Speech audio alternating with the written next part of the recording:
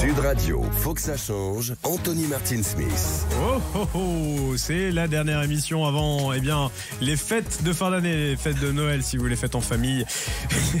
Caroline Frouchot, je vous vois rire. Bonjour à vous d'ailleurs, chroniqueuse dans l'émission. Bonjour aussi à notre invité Philippe Croison, aventurier, entrepreneur, sportif, athlète, écrivain, conférencier. Qu'est-ce que vous faites d'autre? Multicasquette. Vous faites la bonne Noël comme vous. C'est bientôt Noël, c'est cool. Merci. Si vous nous écoutez sur Sud Radio, je dis bonjour ici à notre invité, expert police, porte-parole du syndicat Unité Île-de-France. Bonjour Reda Bellage.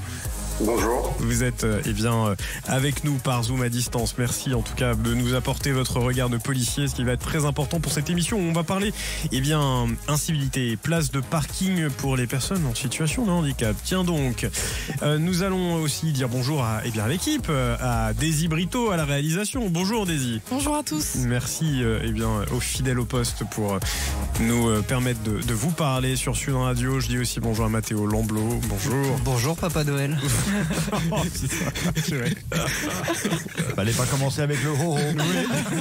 C'est sorti tout seul. Hein. On m'a dit on reprend l'antenne. Et bien justement, peut-être êtes-vous en train de préparer les fêtes de Noël. Peut-être êtes-vous en train de terminer vos achats pour ces fêtes de fin d'année. Et puis là, vous voulez vous garer quand vous êtes en situation de handicap. Et il n'y a plus de place disponible, et pas même celle des personnes en situation de handicap. Vous savez, ces fameuses places handicapées. Et puis là, vous avez la personne qui vous dit « mais j'en ai pour 5 minutes ». Eh bien, on va parler de ces incivilités dans cette émission spéciale sur Sud Radio. Sud Radio, faut que ça change. Sud Radio, faut que ça change. Alors, Philippe Croison, on va commencer avec vous parce que en début 2024, vous avez créé une application qui s'appelle VIP pour Very Important Parking. Au-delà de l'anglicisme, ça veut dire quoi concrètement? Parce que vous dites Very Important Parking pour Very Important Person. Exactement. Donc, parking très important pour des personnes très importantes. Exactement, c'est-à-dire que l'idée est venue dans mon bureau. Moi, je fais beaucoup de conférences, je fais entre 100 et 120 dates à l'année, et je me balade partout à travers toute la France et un petit peu au-delà. Et c'est vrai, je galérais tout le temps pour trouver la place de parking. C'est-à-dire que soit elle était prise, soit il y en a très peu. Vous savez qu'il y a seulement 3% de places de parking PMR dans les villes, donc ce qui est insuffisant puisque maintenant que les enfants vont à l'école depuis la loi de 2005, ils accèdent maintenant à l'emploi et ainsi de suite. Donc ils ont des voitures et tout. C'est-à-dire qu'il y a trop d'handicapés maintenant qui vivent dans la société, c'est comment être pénible. Donc et on s'est dit mais si on crée une application. Et on est parti de cette idée-là, complètement folle, avec Thierry Garot, mon ami et associé. Et on s'est dit, une fois qu'on a créé les places de parking, on a dit, oui, mais d'accord, mais les gens sont garés, c'est-à-dire qu'ils veulent aller quelque part. Et c'est pour ça qu'avec Very Important Parking, on a déclaré les places de parking privées et publiques, les plages PMR, les toilettes PMR, enfin tout ce qui concerne l'accessibilité universelle à travers toute la France et maintenant en Suisse. On a développé l'application pour qu'on puisse trouver sans chercher. C'est-à-dire que la personne handicapée, la personne capable autrement, comme j'aime à le dire, ne se pose plus la question, est-ce que je peux? Grâce à l'application, elle fait. Et ça, c'est vraiment génial. Combien d'utilisateurs aujourd'hui vous avez sur l'appli? 50 000 personnes ont téléchargé l'application, ils l'utilisent environ 2 à 3 fois par semaine. Et ça, c'est vraiment génial. C'est-à-dire qu'on ne s'attendait pas à un tel raz-de-marée. Ouais. Et on n'imaginait pas que les gens étaient en attente d'une telle application. On était vraiment parti là-dessus comme une sorte d'aventure humaine. Ouais. Et je rebondis par rapport à ce que vous dites tout à l'heure, parce que les places de parking, c'est un truc qui m'a vraiment tenu à cœur pendant des années, encore aujourd'hui. Hein. Et vous l'avez très bien dit, aujourd'hui, c'est les fêtes de Noël. Et les gens respectent plus rien, bizarrement. Quand c'est les fêtes de Noël, les gens vont au magasin. Oui, j'en ai pour 5 minutes. Ouais, c'est ça. Ou alors le pire, c'est quand il pleut. Quand il pleut, alors là, c'est à croire que tous les handicapés sortent en même temps, comme les escargots. Il pleut, on sort. Mais non, c'est que les gens se garent le plus proche possible de la porte parce qu'il pleut. Ouais. C'est juste monumental, quoi. C'est juste infernal. Donc voilà, il y a toutes ces activités comme ça qui sont vraiment très agaçantes au quotidien. Caroline Frouchot, vous, ça aussi, c'est quelque chose que vous vivez du fait que vous soyez vous-même appareillé d'un fauteuil. Tout à fait. Et justement, j'allais rebondir sur le fait que les places de parking PMR, en fait, elles sont plus larges. C'est pas juste un luxe. En fait, c'est parce qu'on en a besoin pour sortir notre fauteuil de notre voiture, parce que oui, on est des personnes qui conduisent aussi. C'est très intéressant ce que vous dites là, parce que c'est vrai qu'on se dit ces places, elles sont réservées aux personnes en situation de handicap, mais pourquoi ? Bien sûr, et donc elles sont plus larges, elles sont plus longues. Oui. Et parfois, la personne monte à l'arrière de la voiture, donc il y a besoin d'une rampe pour monter. Donc en fait, ne vous amusez pas à coller la voiture d'une personne qui est garée sur une place pour une personne en situation de handicap, parce que si vous la collez, au final, qu'est-ce qui va se passer ? En fait, la personne ne pourra plus sortir la rampe, ne pourra plus rentrer dans son véhicule, sera complètement bloquée et sera obligée d'attendre que vous reveniez de vos courses. Super. Voilà, donc faire vraiment très attention à quand on se gare à côté d'une place pour une personne en situation de handicap. Reda Bellage, je le disais, vous êtes porte-parole du syndicat de police Unité Île-de-France.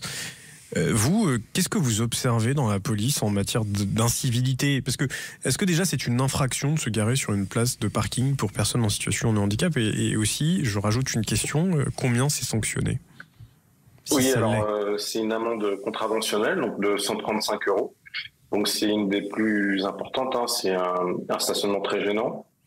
Et après, vous avez aussi les gens qui utilisent des cartes authentiques et à tort. Et là, à ce moment-là, c'est une amende qui est beaucoup plus élevée, qui est à 1 500 €, qui va jusqu'à 1 500 € et qui va jusqu'à 3 000 € en cas de récidive. Et puis après, vous avez le délit de droit commun qui est puni, lui, quand vous utilisez une fausse carte, qui est puni, lui, de 5 ans jusqu'à 5 ans d'emprisonnement et 75 000 € d'amende. Et parce que finalement, c'est quoi ? C'est de l'usage de faux ? C'est de production de faux ? Oui, voilà. Et puis on voit, déjà, vous avez un phénomène sociétal, comme le disait le monsieur tout à l'heure, où les gens respectent de moins en moins de choses. On le voit au niveau de la délinquance en manière générale. Alors, je vous explique pas en termes routiers et prévention routière, c'est encore plus compliqué pour nous. Les gens, comme vous l'avez dit tout à l'heure, disent oui, j'en ai pour 2 minutes, et nous, on nous répond, vous avez que ça à foutre. Mais bon, vous savez, moi personnellement, dès qu'on sort de l'école de police, quand on est policier, on n'est pas très fan de verbaliser le stationnement. On cherche plus du délit de droit commun, le cambrioleur et tout. Mais c'est vrai que ça a toujours été un sujet où, dès l'école de police, on vous sensibilise. Et c'est vrai que même moi, qui étais plus attiré par l'anticrime, quand je voyais un stationnement, quelqu'un qui était non autorisé à stationner sur un stationnement handicapé, là, par contre, c'était verbalisation automatique. Pourquoi ? Parce qu'on constate que dans la société, les gens en mobilité réduite, et parfois, ils ont du mal à trouver leur place, comme vous l'avez dit tout à l'heure. Et puis, c'est un sujet qui nous tient, nous, policiers, vraiment à cœur. Est-ce que vous pouvez déconstruire une croyance urbaine où les policiers seraient objectivés au nombre d'amendes qu'ils mettent ? Non, c'est vraiment une croyance urbaine. Il n'y a pas de prime parce que vous mettez des PV, il n'y a pas de prime parce que vous avez fait 50 kilos même sur une police municipale ? Alors ça, je sais pas. Les polices municipales, c'est pas mon domaine, je vais pas vous le cacher. Oui, c'est plutôt du ressort de la mairie, ça. Voilà, exactement. C'est plus les collectivités territoriales qui gèrent ça. Nous, au niveau police nationale, on n'est pas plus payé parce que on met plus d'amendes, ou on interpelle, ou on fait plus de garde à vue. Voilà, c'est pas comme ça que ça fonctionne. Contrairement à la légende urbaine. Philippe Crozon. Juste une question, comment vous êtes formé à reconnaître une carte invalidité qui est sur le pare-brise entre la fausse et la vraie? Parce que franchement, les fausses aujourd'hui, elles sont vraiment très très bien faites. Et est-ce que vous avez un appareil pour reconnaître, flasher le QR code par exemple, pour dire oui, effectivement, c'est la bonne plaque d'immatriculation, c'est la bonne personne? Oui, en uniquement sur la général, vôtre. alors vous avez soit quand on a un doute, quand on n'est pas formé et qu'on a un doute, on fait appel à un service qui est plus compétent que nous, ou alors carrément des fois ça nous arrive de ramener la personne au commissariat pour procéder à des vérifications. Là c'est un peu plus compliqué pour nous, mais on lui laisse pas le choix. Maintenant après vous avez des unités qui sont spécialisées, il y a des formations qui sont mises en place. Vous savez qu'au niveau la conjoncture fait qu'on a beaucoup de missions, que c'est très difficile et il y a de moins en moins de formations auxquelles on peut se déplacer. Donc ça, c'est une vraie complication de notre côté. Mais c'est vrai qu'on est formé pour vérifier des points spécifiques sur chaque carte avec une loupe, ou une lampe ultraviolet mobile. Ouais, mais parce qu'il y a quand même beaucoup de voitures qui passent, les voitures, pas comment on appelle ça, qui donnent les contraventions. Maintenant, c'est beaucoup moins la présence humaine. Donc comment est-ce que la voiture arrive à déceler si c'est une vraie ou une fausse carte ? Alors, je ne vais pas vous cacher, je ne saurais pas vous répondre à cette question-là, puisque à mon avis, ils ne peuvent pas le faire. Maintenant, nous, c'est surtout les policiers municipaux, les ASVP et les policiers nationaux et gendarmes ASVP, qui, eux, vont directement... L'acronyme de la SVP, s'il vous plaît. C'est les agents de voie publique de la mairie, en fait, qui sont spécialisés dans la mission est de verbaliser les stationnements. Ouais. Et du coup, oui, on essaye des fois, malheureusement, de s'auto-former. Voilà. On s'auto-forme, tout simplement, et puis on essaye de comprendre et d'expliquer aux gens qu'il faut surtout pas faire ça, et c'est ça qui est... Excusez-moi, je suis sûr que vous êtes de bonne foi, hein, ça, je vous écoute, mais j'ai le sentiment... Et les personnes à mobilité réduite ont le sentiment qu'une fois par an, on a le préfet de Paris qui descend dans la rue avec 2-3 policiers qui font avec les caméras et ainsi de suite. On fait un gros coup de com' sur les places de parking handicapés. On fait un gros coup de com' sur les cartes PMR, les fausses cartes. Hein. On évalue à peu près entre 20 000 et 30 000 fausses cartes rien qu'à Paris. Donc, et après le reste en France, bien sûr. Et j'ai l'impression que après, est-ce que vous avez le chiffre, par exemple, de combien de verbalisations à l'année vous faites sur les places de parking pour tous ces gens qui sont... Je dis, allez, des voyous, des salopards qui se garent sur les places PMR. Et j'irais peut-être même encore plus loin, est-ce que vous pensez que les 135 € d'amende sont réellement dissuasifs? C'est pas assez. Alors, je vais répondre à chaque question. Alors, pardon. La première, ça a l'air avec. Oui. Alors, pour la première ou deuxième, je sais plus. Je vais pas vous mentir. En fait, aujourd'hui, vu les missions, puisqu'on est devenu un peu, la police, elle a changé en une trentaine d'années, on est devenu une police de l'actualité. Vu les missions qu'on a, on n'arrive plus à faire face, à organiser ce type d'opération. Je ne vais pas vous le cacher. C'est vrai que c'est très très rare. Moi, personnellement, j'ai fait 25 ans de Val-de-Marne en tant que policier. J'en ai jamais fait en banlieue. Parce qu'aujourd'hui, avant, vous aviez des communes où vous aviez 3 véhicules par commune. Aujourd'hui, si vous avez un véhicule, vous êtes chanceux. Voilà. Donc en fait, en termes d'effectifs et en termes opérationnels, donc on n'est plus en mesure de pouvoir le faire. À Paris, on arrive à organiser des opérations spécifiques parce que vous avez des unités qui sont spécialisées dans ce type de répression, de prévention, de dissuasion en termes de verbalisation. Après, on reviendra juste là-dessus, pardon, Reda Bellage, après la pub sur Sud Radio, et vous répondrez du coup à la question de Caroline Fruchot sur le montant de l'amende. Est-elle dissuasive? Allez, ne bougez pas sur Sud Radio. Sud Radio, faut que ça change. Anthony Martin Smith. Non, Philippe Croison, je ne ferai pas. Je vous vois venir. Vous êtes de retour sur Sud Radio. Faut que ça change, l'émission qui parle de handicap chaque semaine. Et puis c'est la dernière avant les fêtes de fin d'année. On en parlait en début d'émission. Justement, pensez aux places de parking des personnes en situation de handicap. C'est un sujet que nous abordons aujourd'hui avec nos invités. Philippe Croison, aventurier, entrepreneur, sportif, conférencier. Enfin, je sais même pas combien de cartes de visite vous avez. À mon avis, vous pouvez faire un jeu du Uno avec vos cartes. Caroline Fruchot en plateau, chroniqueuse de l'émission, Mathéo Lamblot, et puis notre invité porte-parole du syndicat Police Unité Île-de-France, Reda Bellage. Merci d'être encore là. Et on va accueillir aussi notre témoin du jour. Et vous allez voir, elle a une solution assez intéressante pour marquer ces places de parking. Allez, Sud Radio, faut que ça change. Sud Radio, faut que ça change. Bonjour Virginie. Bonjour. Merci d'être là. Alors, dites-nous rapidement qui vous êtes, ce que vous faites et puis ce que vous proposez. Et ensuite, on redonnera la parole à Reda Bellage sur la question que Caroline Fruchot lui avait posée juste avant la pub sur 135 €. Est-ce suffisamment dissuasif en termes d'amende pour les gens qui se mettraient en infraction sur les places de parking handicapées? Alors bonjour. Je m'appelle Virginie Spiro. Je suis donc la créatrice d'un pictogramme qui représente le handicap invisible. Car malheureusement, dans notre société, le handicap invisible est maltraité. Qu'est-ce qu'on appelle handicap invisible, Virginie? Alors, le handicap invisible, c'est tout ce qui se dissocie du fauteuil roulant, qui n'est pas appareillé. Donc, on peut être malade chronique, on peut avoir de la fatigue chronique, des douleurs chroniques, mais ça ne se voit pas. Un cancer, une maladie longue, une affection longue durée, une cécité pas forcément visible? Des migraines? Oui, voilà, on peut avoir des algies vasculaires de la face, on peut avoir surtout les douleurs chroniques, notamment dans la fibromyalgie. Moi, j'ai un lupus personnellement, donc c'est des douleurs 24 heures sur 24, c'est une fatigue chronique également, donc ça ne se voit pas. Donc c'est pour ça que nous subissons les préjugés et souvent les agressions. Nous, quand on présente notre carte priorité donc aux caisses PMR et notamment au stationnement handicapé. Oui, on vous voit sortir de votre voiture et on vous dit vous en avez pas besoin, vous. C'est ça? Oui, on dit, vous avez volé la carte à votre grand-mère, vous l'avez dans un paquet de surprises. On n'est pas légitime parce que dans la tête des gens, un handicapé, c'est quelqu'un qui est en fauteuil roulant. C'est donc dur, forcément, si on sort de notre voiture et qu'on n'est pas appareillé, les gens vont nous insulter, on va se faire agresser. Et puis très violent. Pour un peu qu'on soit jeune, bien habillé, etc., on n'a pas le profil, quoi.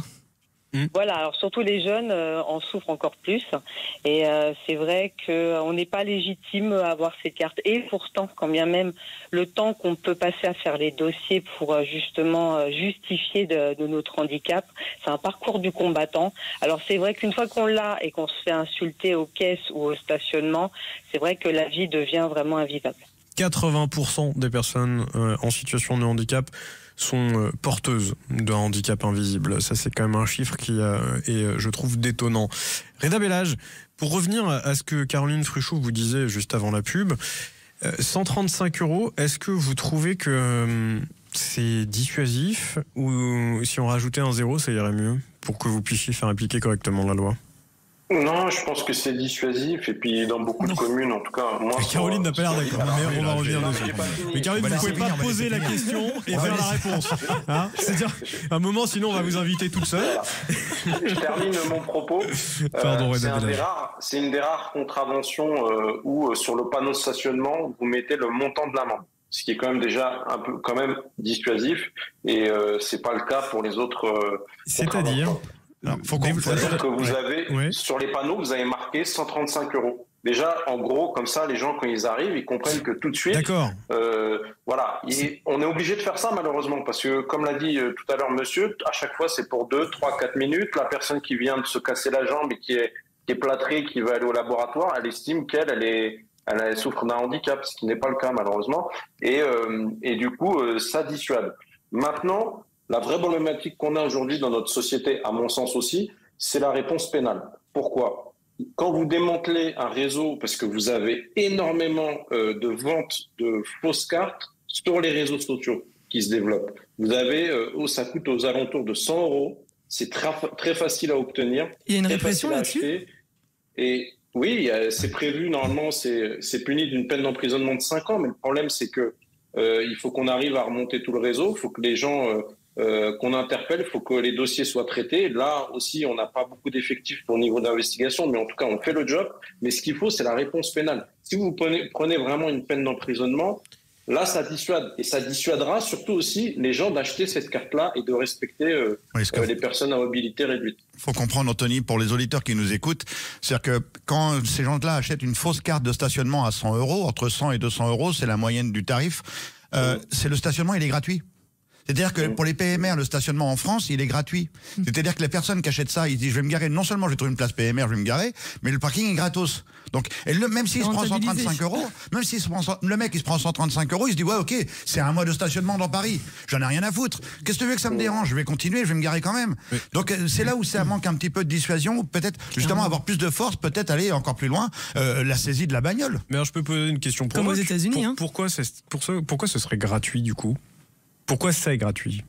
La place de stationnement PMR ? Ah oui. Ah bah ça, c'est une loi qui a été votée parce que, imagine, moi, déjà, quand je me gare, j'ai pas de main, je peux conduire, mais je peux pas mettre 2 pièces dans le bordel. Oui, mais aujourd'hui, les parcs-mètres sont connectés. Oui, c'est vrai. Bon, on va passer à autre chose. Non, mais honnêtement, il y a tellement peu de place. Oui. Quand on est valide, on s'en rend pas compte. On se dit, mais regarde, là, dans les comment s'appelle, les supermarchés, il y a des places tout le temps.